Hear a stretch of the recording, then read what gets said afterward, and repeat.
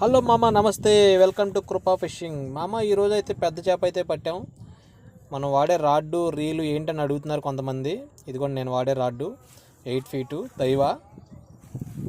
మామ, ఈ చేప అయితే కేజీ ఉంటుంది. ఈ స్పాట్లో అయితే పట్టాను ఈ చేపని. వీడియో అయితే షార్ట్ కొట్టినప్పుడు వీడియో అయితే రాలేదు, సరిగ్గా మిస్ అయింది. ఇదిగోండి ఈ చేప క్లియర్గా చూపిస్తున్నా, చూడండి ఒకసారి. కేజీ దాకా అయితే ఉంటుంది.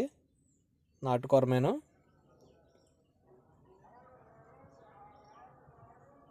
చూడండి సైజు, మంచి సైజు, భలే ఉంది చేప. మొక్క చేసేద్దాం ఫ్రెండ్స్. మీరు లైక్ చేయండి, వీడియో చూసి వదిలేమాకండి. అమ్మ, ఈరోజు మనమైతే కొరమేలకి వెళ్తే ఈ చిన్న చేప అయితే వాళ్ళ చేప పిల్ల అయితే పడింది. ఈ చేపనైతే క్యాచ్ అండ్ రిలీజ్ కింద వదిలేస్తున్నా. లైక్ చేయండి, సబ్స్క్రైబ్ చేసుకోండి కొత్త వాళ్ళు ఎవరైనా ఉంటే. Thank you.